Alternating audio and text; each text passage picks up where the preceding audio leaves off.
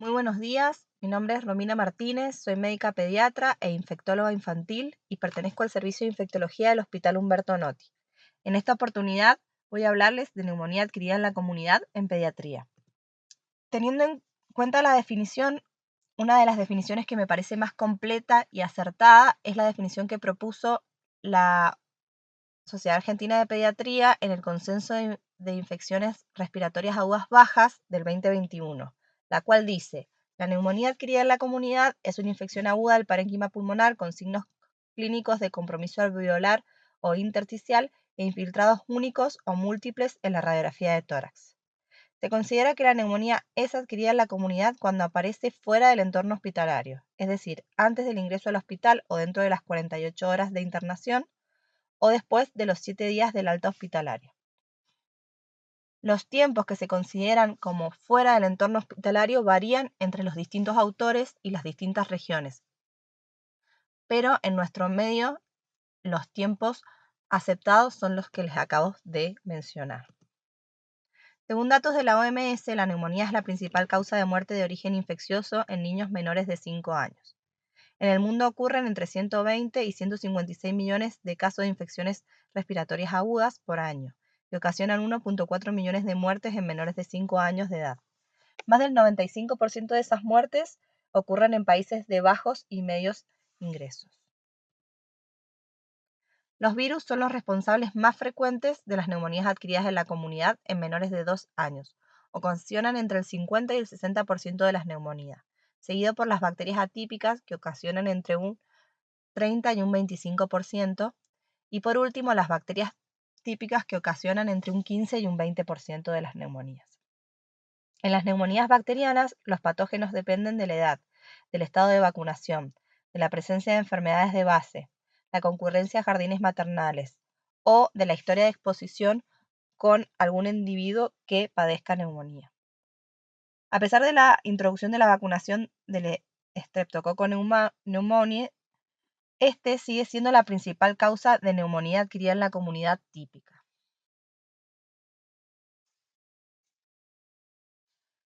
Bien, teniendo en cuenta lo que les mencioné recién, los agentes etiológicos se van a agrupar según los distintos rangos etarios. Desde el nacimiento a las 3 semanas de vida, los gérmenes más frecuentes de la neumonía adquirida en la comunidad son Streptococcus agalactiae, Bacillus gram negativos, principalmente Escherichia coli, citomegalovirus y Listeria monocytogenes. De las 3 semanas de vida a los 3 meses de vida, los gérmenes más frecuentes son los virus respiratorios. Dentro de estos, el virus sincicial respiratorio es el más frecuente y el más importante, seguido de influenza, parainfluenza, adenovirus, rinovirus, SARS-CoV-2, entre otros. La Chlamydia trachomatis, si bien es un germen que se adquiere durante el canal de parto, por su periodo de incubación va a presentar cuadros o síntomas después de las 3 semanas de vida. Sigue el Streptococcus pneumoniae, Staphylococcus aureus, gérmenes del periodo neonatal, Haemophilus influenzae tipo B y Bordetella pertussis. De 4 meses a 4 años, los gérmenes más frecuentes son los virus respiratorios, Streptopneumoniae, Streptococcus pyogenes, Mycoplasma pneumoniae, Haemophilus influenzae, Staphylococcus aureus, Mycobacterium tuberculosis y Bordetella. De 5 años a 15 años toma más incidencia el Mycoplasma pneumoniae, Streptococcus pneumoniae, virus respiratorios, Chlamydia pneumoniae, Mycobacterium tuberculosis, Moraxella catarrhalis y menos frecuente Haemophilus influenza. Según la Sociedad Argentina de Pediatría, los factores de riesgo para infección respiratoria aguda baja son la falta de lactancia materna, vacunación incompleta, prematurez y bajo peso al nacer, desnutrición, hacinamiento, época invernal, asistencia a guarderías o hermanos en edad escolar, madre analfabeta, madre adolescente, contaminación ambiental y contaminación domiciliaria, sobre todo el tabaco. Asimismo, existen factores de riesgo para infecciones respiratorias agudas bajas graves. Estos son edad menor de 3 meses, inmunodeficiencias, cardiopatías congénitas, enfermedades pulmonares crónicas, prematurez, bajo peso al nacer, desnutrición y alteraciones del neurodesarrollo. Cuadro clínico. La tríada clásica de presentación de la neumonía es la presencia de fiebre, tos que puede ser productiva o irritativa y taquipnea. La Sociedad Española de Pediatría define como el síntoma más sensible la polipnea, pero es poco específico. Teniendo en cuenta la sintomatología y también en contraste con las presentaciones radiológicas, podemos definir los siguientes cuadros clínicos. Neumonía típica. Presentación aguda con fiebre alta, tos, taquipnea y síndrome de condensación. A la auscultación vamos a escuchar rales crepitantes, hipofonía, hipoventilación, soplo tubario, entre otros. En lactantes, la presentación es más inespecífica, con cianosis, fatiga, apneas, quejido, dificultad para dormir y o alimentarse. En las neumonías típicas debemos tener alta sospecha de la neumonía por Staphylococcus aureus meticilino resistente de la comunidad, que se va a presentar en niños con estado tóxico, con infecciones asociadas de piel y partes blandas y radiología con neumonía necrotizante, abscesos, bullas y empiema. La imagen radiológica característica de la neumonía típica es la imagen de consolidación, la radiopacidad algodonosa. El siguiente cuadro que tenemos es el de la neumonía típica. Se presenta con síntomas catarrales, fiebre baja o febrícula, astenia, hiporexia y tos seca. En la radiografía de tórax vamos a ver infiltrados intersticiales o patrón en vidrio esmerilado y puede existir disociación clínico-radiológica. Los agentes etiológicos más frecuentes son virus, Mycoplasma pneumoniae, clamidia y Bordetella pertussis, entre otros. Neumonía aspirativa. Se debe sospechar en pacientes con alteración de conciencia, trastornos de la deglución o trastornos neurológicos, asfixia por inmersión y en niños pequeños con episodios de ahogo. Y neumonía complicada son las neumonías con abscesos, cavitación, derrame pleural, neumotórax y o focos metastásicos extrapulmonares. Un tema que vamos a charlar más adelante. Los criterios de internación para los pacientes que presentan neumonía adquirida de la comunidad son dificultad respiratoria moderada a grave, puede presentarse con tiraje, quejido, cianosis, mala mecánica respiratoria, insuficiencia respiratoria o hipoxemia que se evidencia con la saturación de oxígeno menor a 90%, falta de respuesta al tratamiento antibiótico en 48-72 horas, tema que vamos a abordar con más detalle más adelante, alteración del sensorio, convulsiones, descompensación hemodinámica, rechazo e imposibilidad de la alimentación, presencia de algún factor de riesgo de IRAP grave de los que nombramos anteriormente, neumonía bacteriana complicada, rápida progresión menor a 48-72 horas, edad menor o igual a 3 meses, huéspedes especiales y riesgo social. ¿Cómo hacemos el diagnóstico de una neumonía adquirida en la comunidad? El diagnóstico tiene 4 pilares fundamentales. El diagnóstico clínico, diagnóstico imagenológico, diagnóstico de laboratorio y diagnóstico microbiológico. En las neumonías en las que hagamos manejo ambulatorio, utilizaremos los 2 primeros pilares, que son el diagnóstico clínico apoyado por el diagnóstico radiológico. Y el diagnóstico por laboratorio y microbiológico quedan reservados para aquellas neumonías que requieran internación. Diagnóstico imagenológico. La radiografía de tórax, si bien el diagnóstico de la neumonía es clínico, siempre que exista la posibilidad y el recurso sea de fácil acceso, debe realizarse una radiografía de tórax. Es la que da el diagnóstico definitivo y es el gold estándar para el diagnóstico de esta patología. Tiene una sensibilidad y especificidad del 90% y no es necesaria la repetición de la radiografía luego de hacer el diagnóstico, salvo que sea una neumonía de mala evolución o se sospeche una complicación. La TAC de tórax es de utilidad ante la sospecha de complicaciones como absceso pulmonar o neumonía necrotizante o para descartar diagnósticos diferenciales, pero no está indicada de rutina para el diagnóstico de neumonía. Y la ecografía pleural es útil para valorar derrame pleural. Se hace solo frente a la presencia de esta complicación.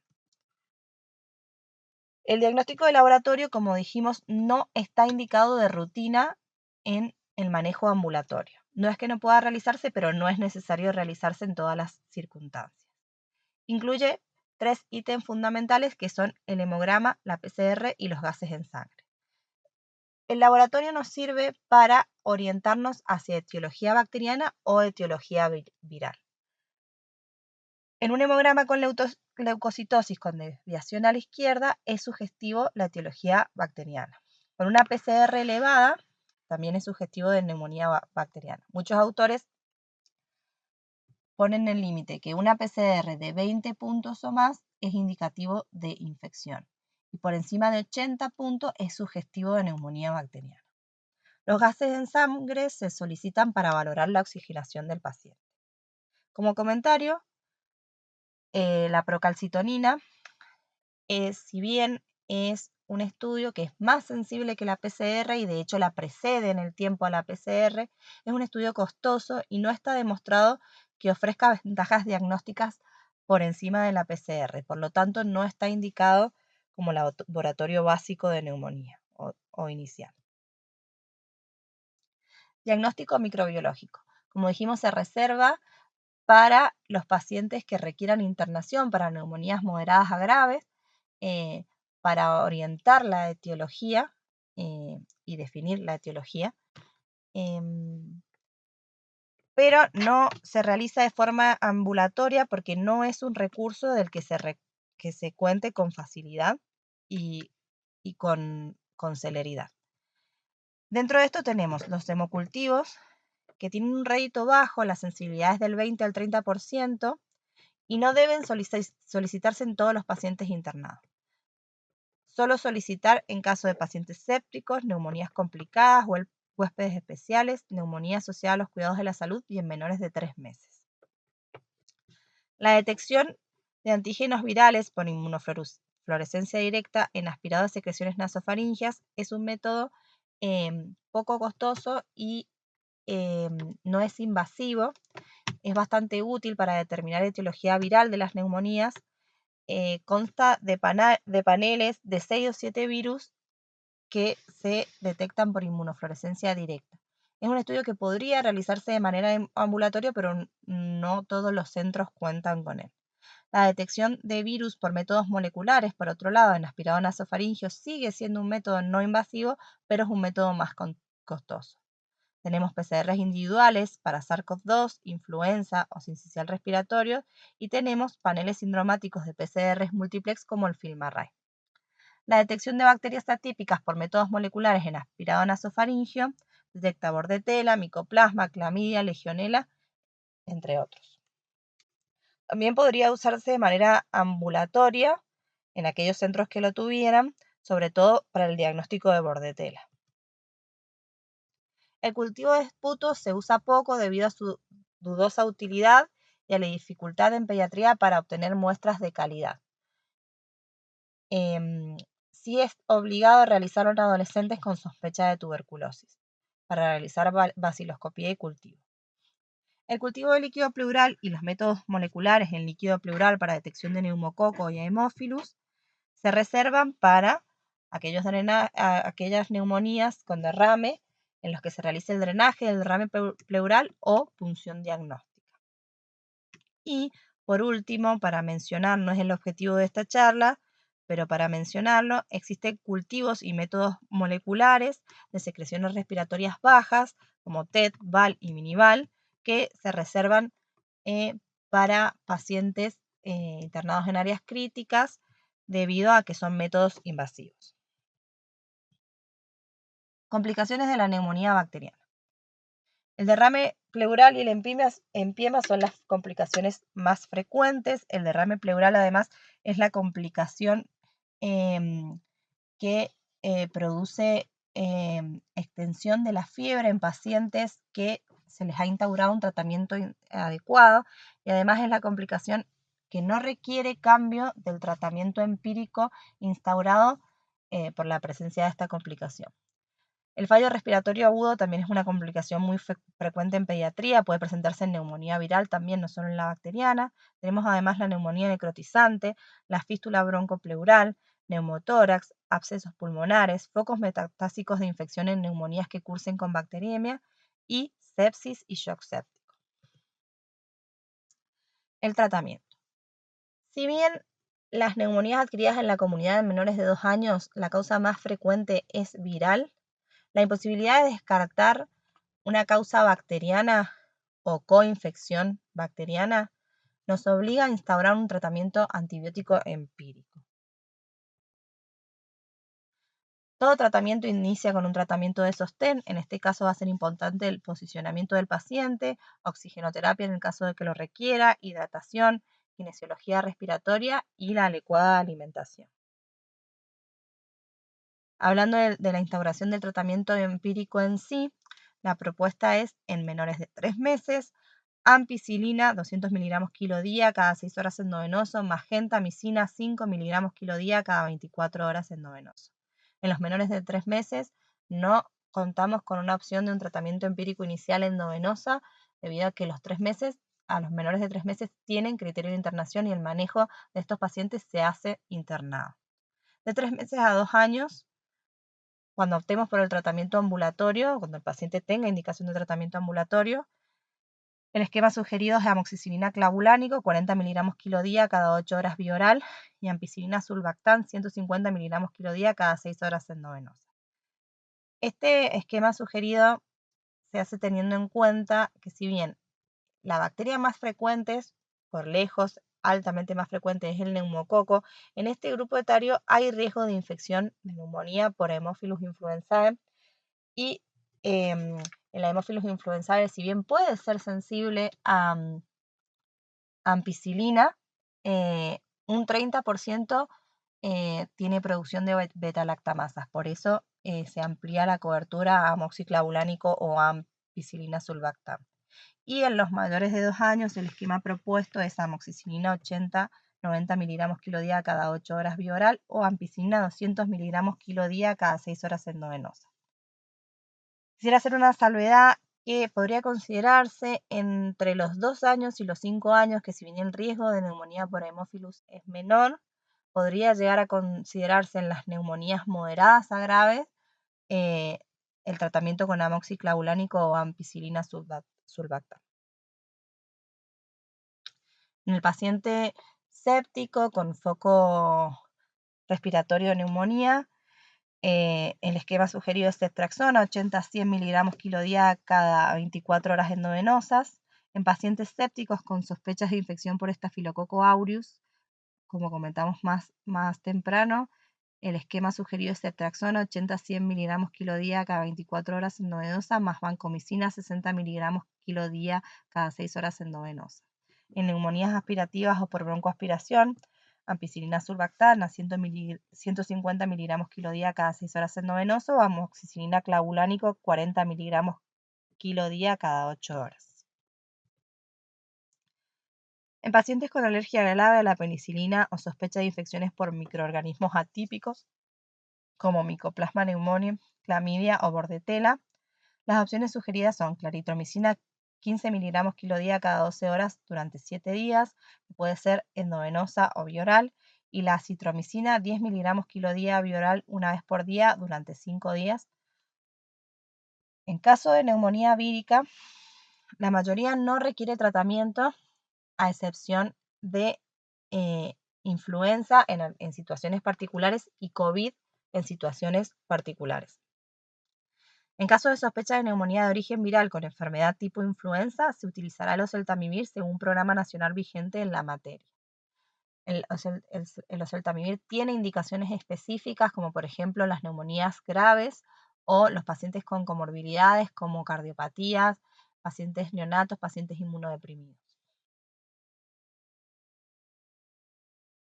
Bien, resumiendo un poco todo lo que hemos hablado, presento este algoritmo en el cual, frente a una sospecha de neumonía adquirida a la comunidad, un paciente que se presenta con fiebre, tos, taquipnea y tenía una auscultación patológica, lo que debemos es solicitar una radiografía de tórax, siempre que el recurso esté disponible.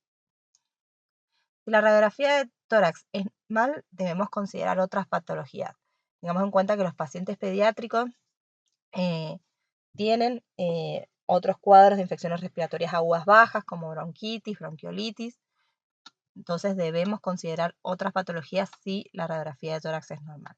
Si la radiografía de tórax es patológica, lo primero que debemos hacer es evaluar si el paciente tiene criterios de internación o no. Si el paciente no tiene criterios de internación, el manejo se hará ambulatorio.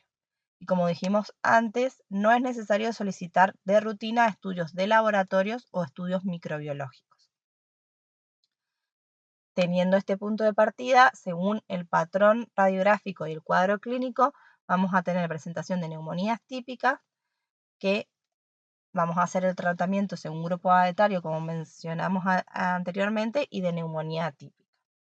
Si el paciente tiene criterios de internación, se solicitará a todos los pacientes en que se internen laboratorio básico de neumonía, como explicamos anteriormente, y estudios microbiológicos según la disponibilidad del nosocomio en el que se interna el paciente. Y una vez internado el paciente, se aplicará el esquema de tratamiento empírico sugerido según el cuadro sea una neumonía típica, una neumonía atípica, el rango etario del paciente y según las situaciones especiales de sepsis, sepsis con sospecha de estafilococo aureus, neumonía aspirativa, neumonía con sospecha de enfermedad tipo influenza. Con respecto a la duración del tratamiento, la neumonía de manejo ambulatorio en pacientes con buena evolución clínica, mayores de 6 meses y con al menos 5 días de estabilidad clínica, podrían considerarse un tratamiento con duración de 5 a 7 días. En pacientes menores de 6 meses o con evolución tórpida, la recomendación son 10 días de tratamiento. En el paciente internado, a las 48 horas de tratamiento endovenosos hay que revalorarlo. Si la evolución clínica y el laboratorio son favorables, se valorará tratamiento vía oral. Para pacientes de 1 a 6 meses se completan 10 días en total, para pacientes mayores de 6 meses, 7 días. Con respecto al seguimiento de los pacientes con neumonía adquirida en la comunidad, se recomienda control clínico para valorar al paciente y la evolución 24 o 48 horas de realizado el diagnóstico. Y se hará la cantidad de controles clínicos que el paciente necesite hasta la resolución clínica. La mayoría de los niños con neumonía adquirida en la comunidad no complicada queda febril a las 48-72 horas de iniciar el tratamiento antibiótico. Si permanece con fiebre, debemos plantearnos una neumonía de mala evolución.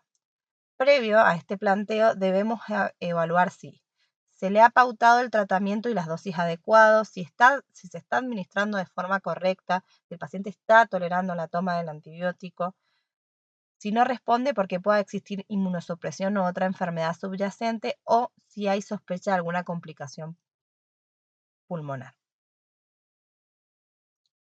Descartando estos ítems,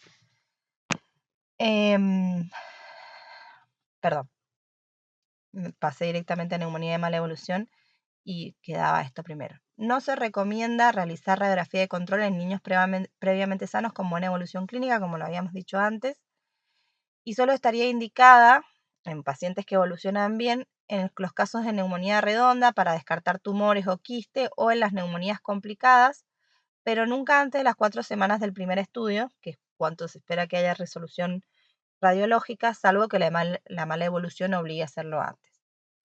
Siempre ante un paciente en el que persiste una neumonía, debe descartarse la tuberculosis. Ahora sí, me adelanté recién. La neumonía de evolución, descartando esos ítems sobre la adherencia al tratamiento o la buena o correcta toma de los antibióticos, hay que considerar una neumonía de mala evolución frente a la mala respuesta al tratamiento. Entonces, por definición, se considera mala evolución la persistencia o progresión de las manifestaciones clínicas de laboratorio o radiológicas relacionadas con la neumonía a pesar del tratamiento bien instaurado. Cuando el fracaso es precoz, la causa suele estar relacionada con la gravedad de la infección inicial. Cuando el fracaso es tardío, las causas suelen estar relacionadas a factores del huésped, a complicaciones, a sobreinfecciones, a gérmenes no habituales o a causas no infecciosas. La neumonía de mala evolución es un criterio de internación, pero no es un criterio absoluto. Podrían evaluarse algunas situaciones intermedias. Entonces, frente a un paciente en el que sospechamos una neumonía de mala evolución, Lo primero que vamos a hacer es evaluar el estado clínico del mismo. Si el paciente tiene dificultad respiratoria o aspecto tóxico, está indicada la internación. Si el paciente está en buen estado general sin dificultad respiratoria, podría considerarse realizar radiografía de tórax y laboratorio ambulatorio y valorarlo con los resultados. El tratamiento de elección para el paciente que se interna, lo sugerido es cefalosporinas de tercera generación, pero podría considerarse ampicilina sulbactam en aquellos pacientes que hayan estado recibiendo amoxicilina.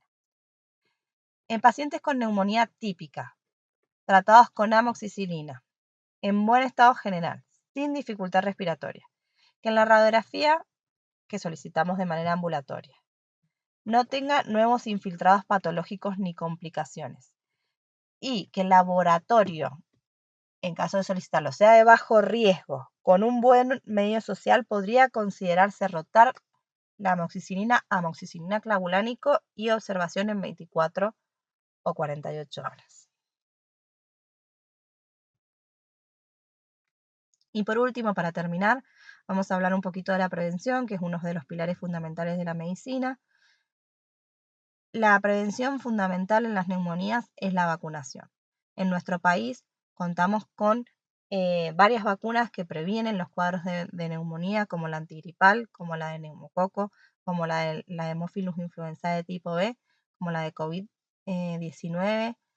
La reciente incorporación de la vacuna del virus sincicial en embarazadas, que se aplica entre las 32 y las 36 semanas, y la vacuna de Bordetella pertussis. Todas estas vacunas colocadas correctamente, tener el carnet de vacunación al día es la mejor prevención que podemos hacer para la neumonía adquirida en la comunidad. Muchas gracias por su atención.